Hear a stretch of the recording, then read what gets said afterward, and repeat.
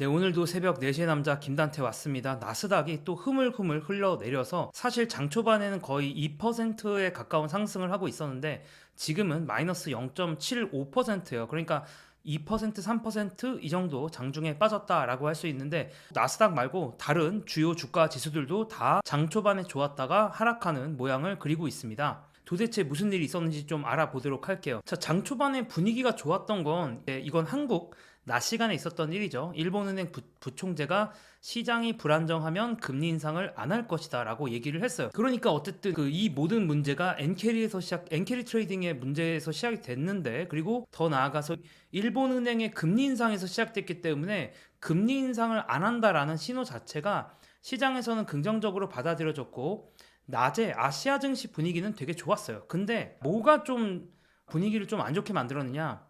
10년물 미국 채권 경매가, 미국 국채 경매가 결과가 나쁘게 나왔어요. 그러니까 미국 채권에 대한 수요가 적다라는 거고, 미국 채권에 대한 수요가 적다라는 거, 시장에서 긴급하거나 혹은 25bp 이상의 큰 폭의 금리 인하에 대한 기대가 좀 줄어든 걸 보여주는 거 아니냐라고 시장에서는 해석을 한 것 같고요. 비슷한 시기에 JP모건의 제이미 다이먼도 이제 CNBC랑 인터뷰를 했는데 약간 비슷한 류의 이야기를 했어요. 그러니까 50bp 금리나 그렇게 중요하지 않다. 뭐 너희들 이렇게 중요하지도 않은 것 같고 신경 쓰니, 약간 이런 뉘앙스의 말을 했어요. 그러니까 이거는 어제 골드만삭스 CEO도 비슷한 얘기를 했었는데, 결국에 시장에서는 최근에 좀 어떤 기대가 있었냐면 증시가 요동을 치다 보니까 연준이 긴급히 갑자기 회의를 잡아서 뭐 50bp 금리나 이런 걸 좀 해주지 않을까, 강력한 완화적인 정책을 좀 기대를 하고 있었는데, 뭐 오늘 채권 경매도 그렇고 뭐 제이미 다이먼 혹은 골드만삭스 CEO가 어제 얘기했던 뭐 이런 얘기들이 전반적으로 뭔가 연준이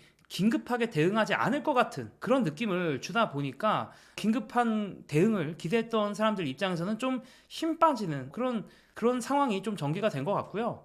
어쨌든 요즘에 사소한 것에 대해서도 좀 겁이 많지 않습니까? 그래서 사소하게만 뭔가 마음에 안 들게 나오다 보니까 바로 좀 이렇게 반응을 한 것 같습니다. 그리고 뭐 엔캐리 트레이드의 규모가 도대체 얼마냐, 이제 이거 갖고도 좀 많은 불안함이 있는 것 같아요. 그래서 관련된 기사들이 나오는데 사실은 정확히 알기는 좀 한계가 있죠. 제가 요즘 오늘 투자자들이랑 얘기를 나눠봐도 좀 그런 분위기가 있어요. 어쨌든 이번에 한번 호되게 당하니까 바로 자금을 강력하게 투입하는 거에 대해서 약간의 좀 조심성이 있더라고요. 그런 좀 조심성이 있는, 그리고 특히나 오늘같이 또 무너지다 보니까 아주 사소한 거에도 역시나 들어가지 말아야겠다, 이런 판단을 좀 내리고 있지 않나, 투자자들이 그런 생각을 좀 했고요. 자, 그 외에도 이제 머스크라고, 일론 머스크 말고 해운업에 있는 머스크죠. 글로벌 이제 회사인데, 이 머스크가 뭐라고 했냐면 화물 수요를 보니까 미국의 침체 조짐은 없다라는, 좀 우리가 계속 경기 침체에 대한 걱정이 있다 보니까 이런 지표들을 계속 보는데, 이제 이런 거는 좀